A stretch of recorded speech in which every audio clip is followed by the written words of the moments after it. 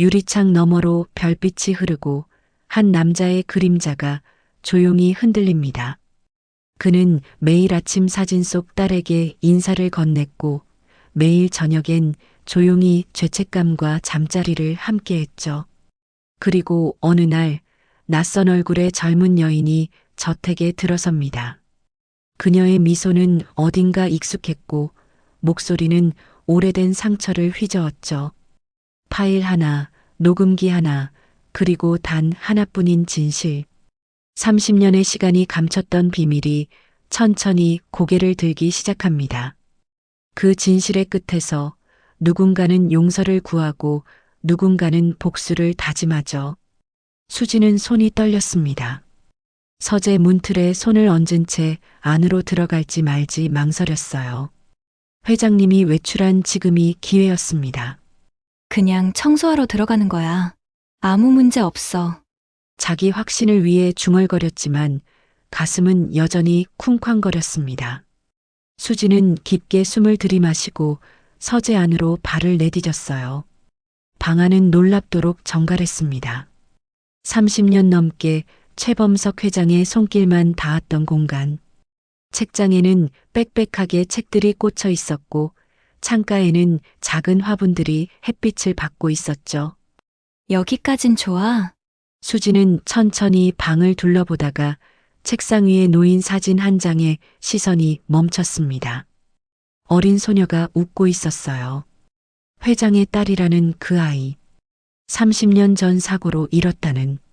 책상을 정리하던 수진의 손이 우연히 서랍 하나를 건드렸습니다. 살짝 열린 서랍 안에서 낡은 파일철이 보였어요. 이건 호기심이 발끝까지 전해졌습니다. 수지는 주변을 둘러본 뒤 조심스럽게 파일철을 꺼냈어요. 표지에는 1993년 5월 17일 사고 기록이라고 적혀 있었습니다. 심장이 더 빠르게 뛰기 시작했어요. 손가락이 저절로 떨렸습니다. 파일을 열자 사고 보고서, 병원 기록, 그리고 작은 테이프 녹음기가 나왔습니다. 이게 뭐지? 수지는 녹음기를 들어 올렸어요. 오래된 것이었지만 여전히 작동할 것 같았습니다. 손가락이 재생 버튼 위에서 망설였어요. 몰래 듣는 건 잘못된 일이라는 생각과 진실을 알아야 한다는 욕구 사이에서 갈등했습니다. 그냥 한 번만. 버튼을 누르자 딸깍 소리와 함께 녹음이 재생되었어요. 애는 없던 일로 하겠습니다. 남자의 목소리였습니다. 어딘가 익숙한 회장의 목소리. 순간 등줄기로 한기가 내려갔어요. 수지는 급히 정지 버튼을 눌렀습니다. 뭔가 이상했어요.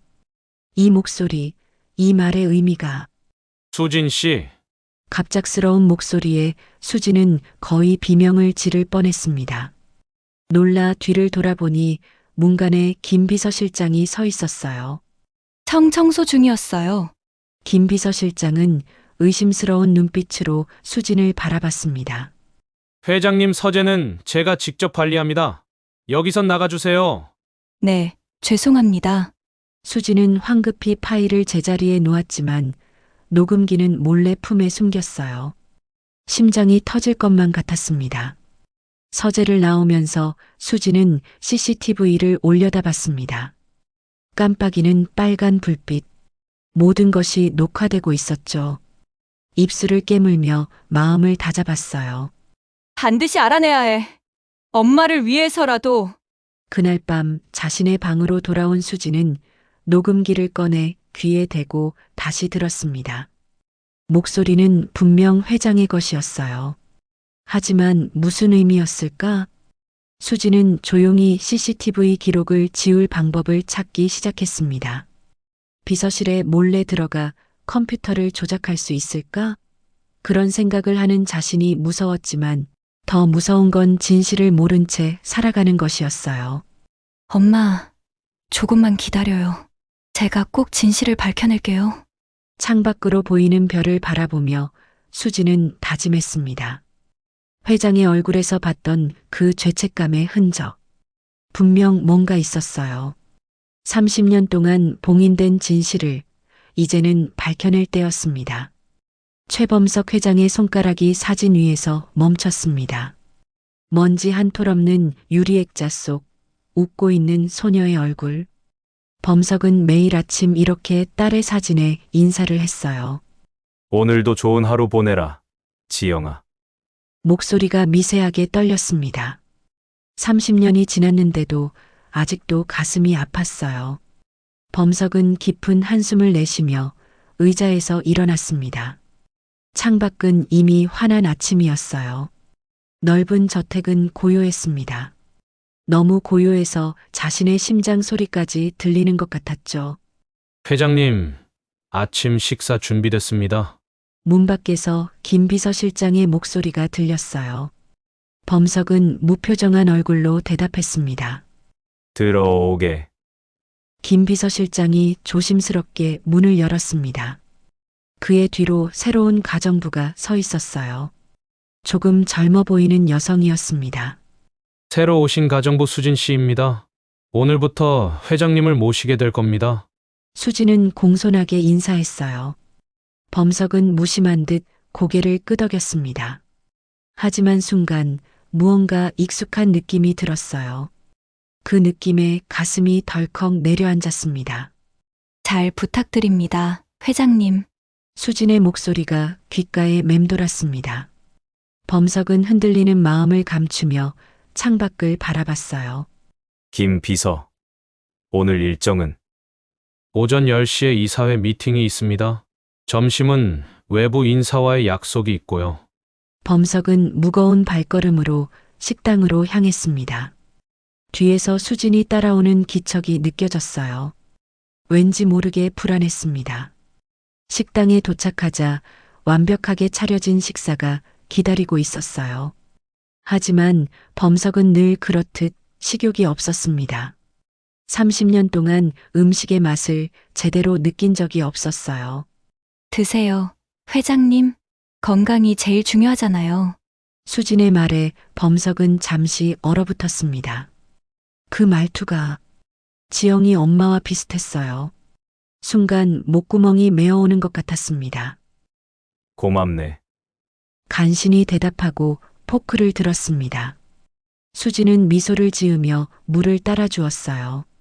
그 미소에서도 무언가 익숙한 그림자가 느껴졌습니다. 식사를 마친 범석은 서재로 돌아왔습니다. 벽에 걸린 대형 가족사진 앞에 멈춰 섰어요. 지영이가 태어난 지 100일 되던 날 찍은 사진이었습니다. 시간이 너무 많이 흘렀구나. 범석의 눈가에 주름이 깊게 패였습니다.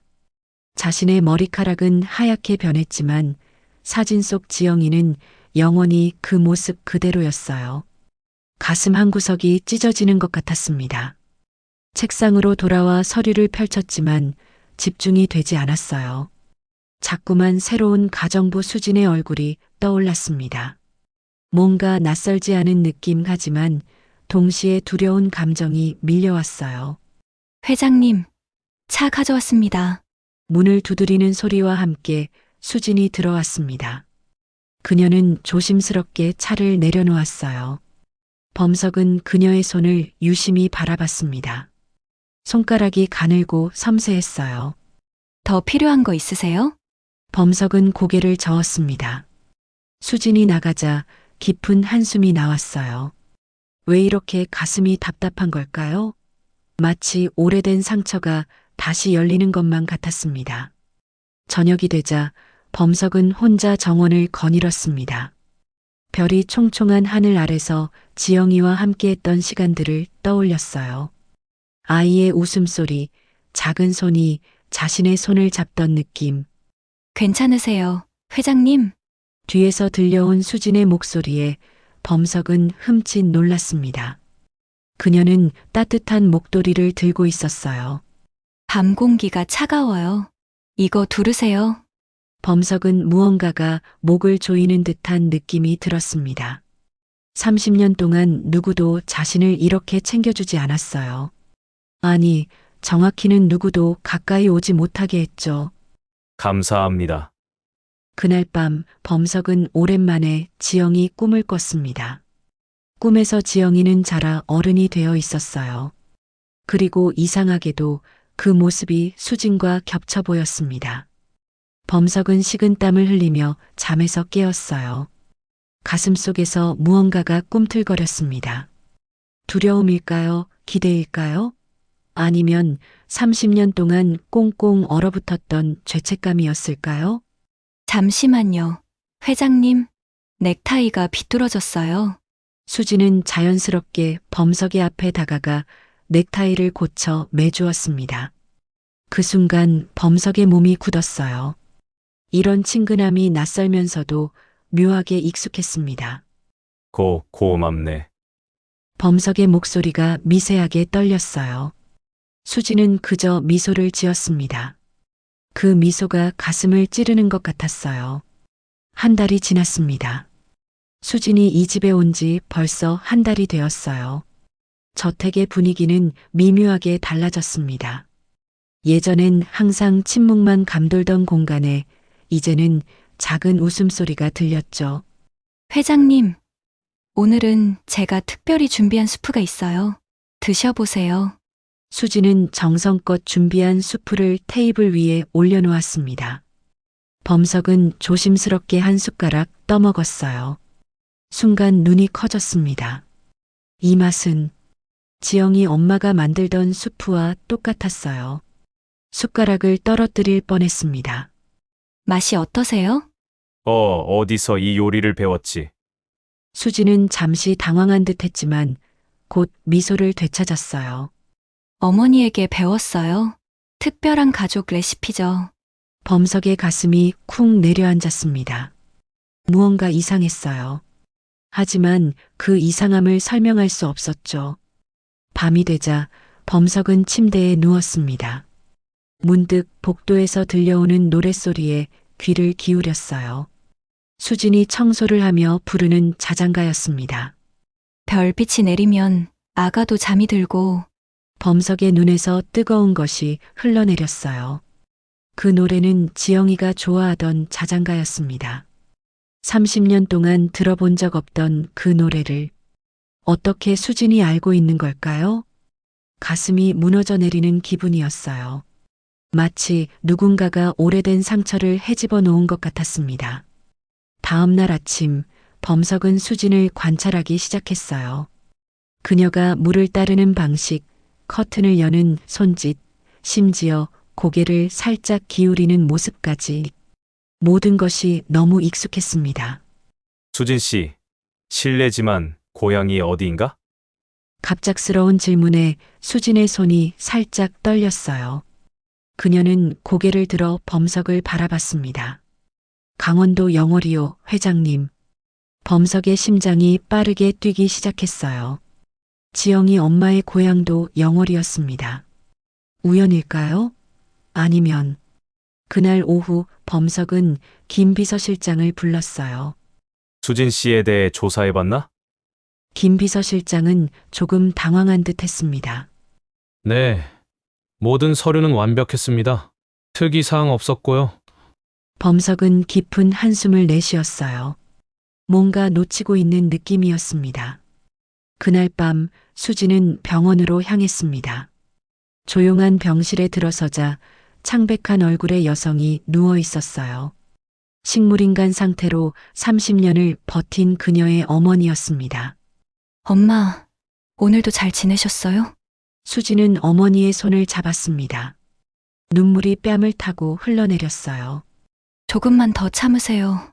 제가 곧 진실을 밝혀낼 거예요. 주머니에서 녹음기를 꺼냈습니다. 그날 밤 회장의 서재에서 가져온 그 녹음기였어요. 이게 증거예요, 엄마. 회장이 당신을 이렇게 만든 증거. 수진의 눈빛이 달라졌습니다. 따뜻했던 눈동자가 차갑게 빛났어요. 복수를 다짐하는 눈빛이었습니다. 병원에서 나온 수진은 작은 원룸으로 향했어요. 이중 생활을 하고 있었습니다. 회장의 저택에서는 친절한 가정부였지만 여기서는 진실을 파헤치는 탐정이었죠. 벽에는 수많은 사진과 메모가 붙어 있었습니다. 모두 30년 전 사고에 관한 것들이었어요. 빨간 실로 연결된 단서들이 거미줄처럼 벽을 뒤덮고 있었죠. 조금만 더 시간이 필요해. 수지는 거울을 바라봤습니다. 거울 속 자신의 모습이 어머니와 겹쳐 보였어요. 그리고 묘하게도 회장의 딸 지영과도 닮아 있었습니다. 수진의 손에는 낡은 사진 한 장이 들려 있었어요. 웃고 있는 어린 소녀와 그 옆에 어머니, 그리고 찢겨나간 부분에 있었을 사람. 최범석 회장. 이제 곧 모든 게 드러날 거예요. 수진의 눈에서 결연한 빛이 번쩍였습니다.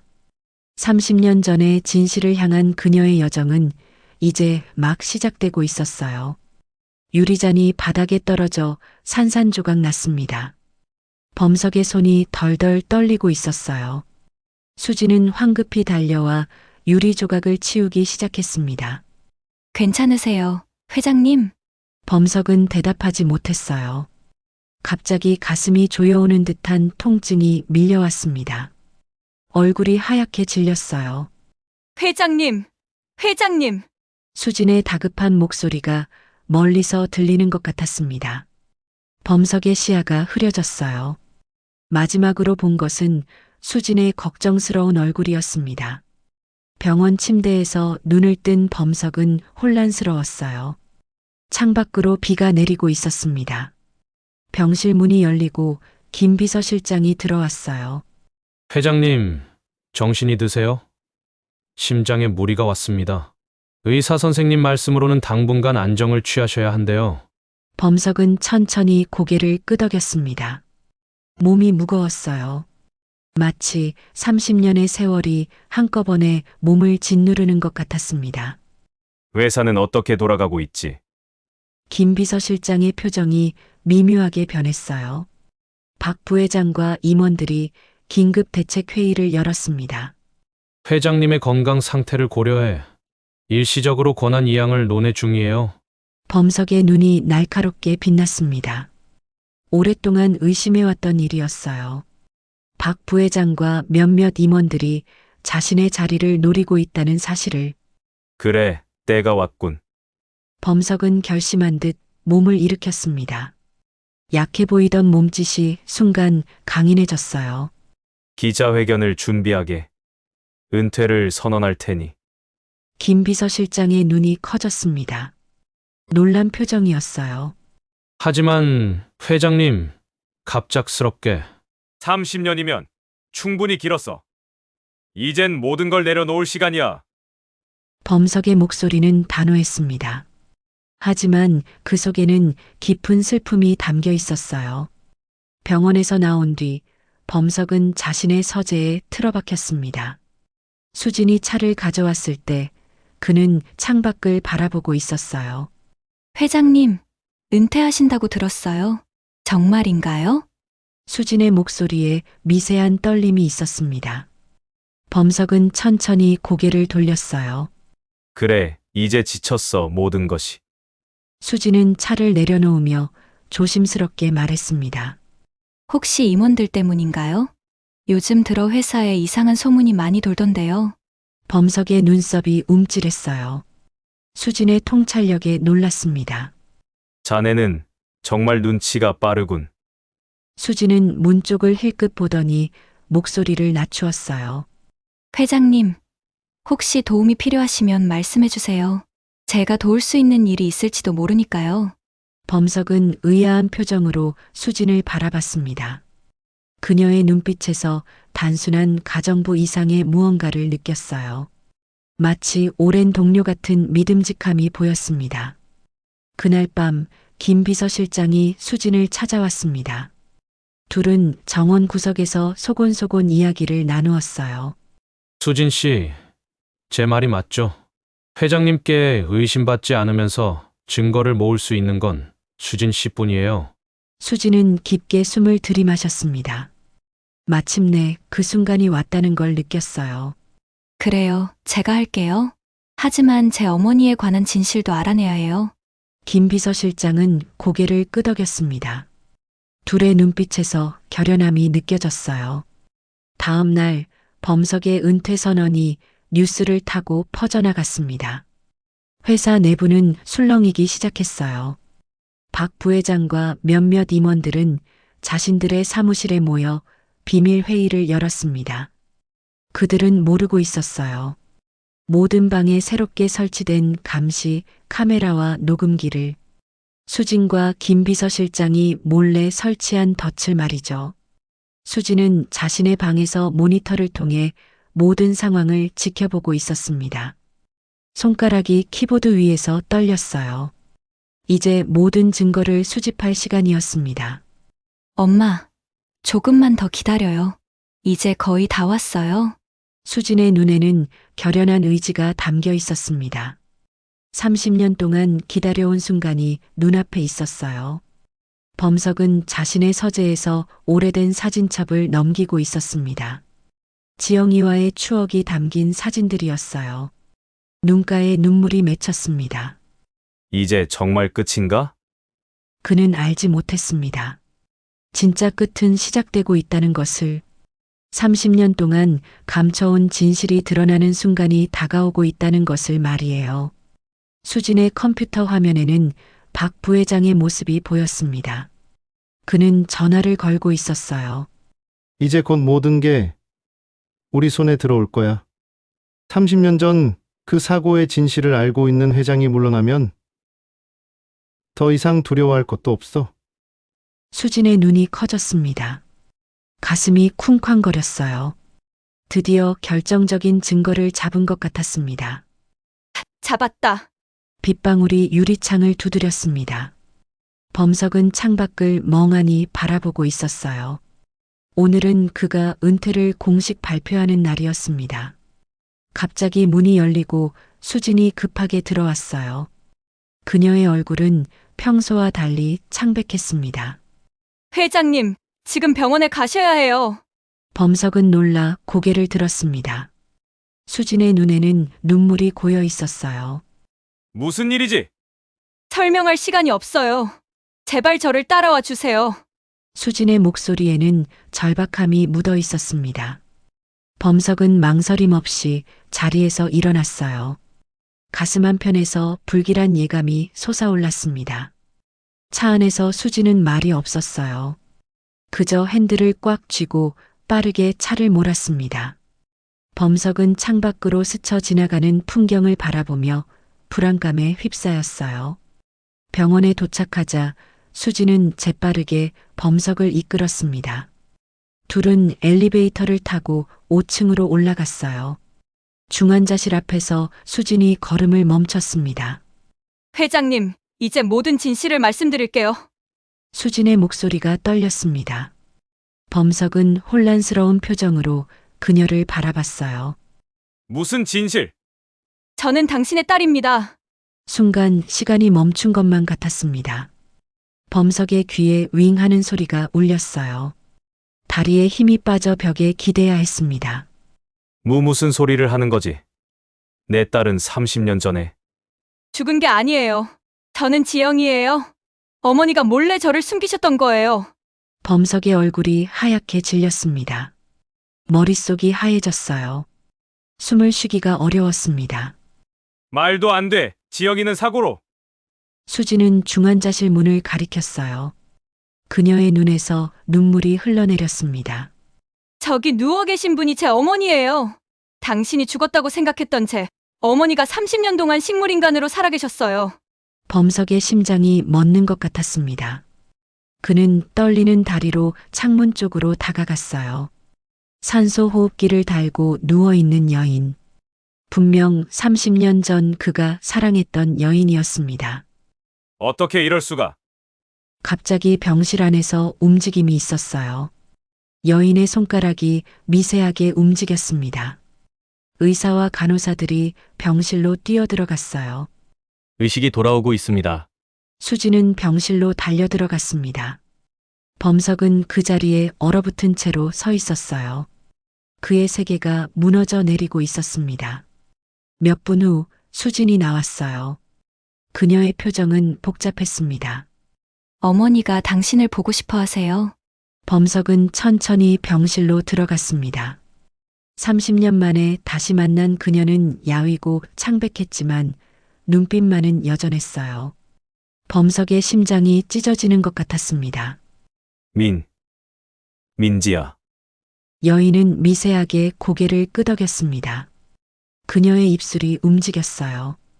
범석은 그녀에게 가까이 다가갔습니다. 사고는 조작된 거였어요. 민지의 목소리는 거의 들리지 않을 정도로 작았습니다.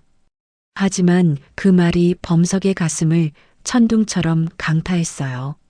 박 부회장이 계획한 거였어요. 우리를 없애려고. 범석의 눈에서 뜨거운 눈물이 흘러내렸습니다. 모든 기억들이 물밀듯이 밀려왔어요. 30년 전 그 비 오는 날, 절벽에서 추락한 차, 그리고 녹음기에 담긴 그 목소리. 내가 모든 걸 망쳤구나.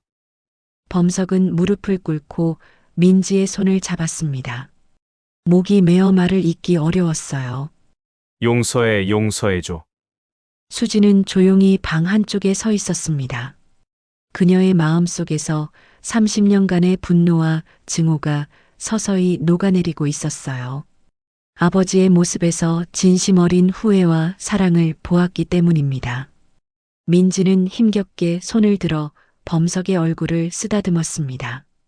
그녀의 눈에도 눈물이 고였어요. 지영이를 잘 부탁해요. 범석은 고개를 들어 수진을 바라봤습니다. 그의 눈에 담긴 감정은 말로 표현할 수 없을 정도로 복잡했어요. 슬픔, 후회, 기쁨, 사랑이 뒤섞여 있었습니다.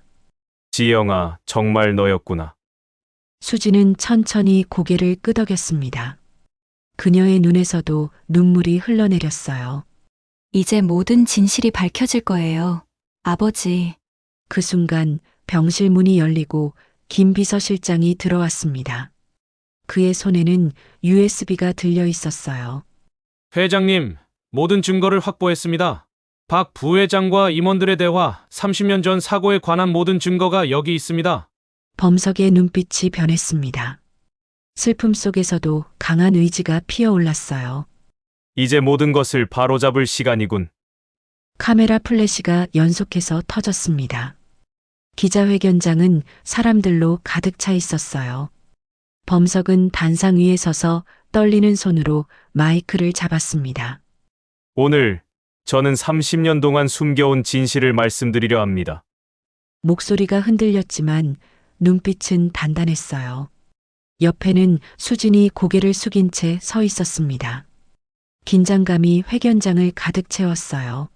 30년 전 제 아내와 딸이 사고로 사망했다고 알려드렸습니다. 그러나 그것은 진실이 아니었습니다. 청중석에서 웅성거림이 일어났어요. 카메라 셔터 소리가 더 빠르게 터졌습니다.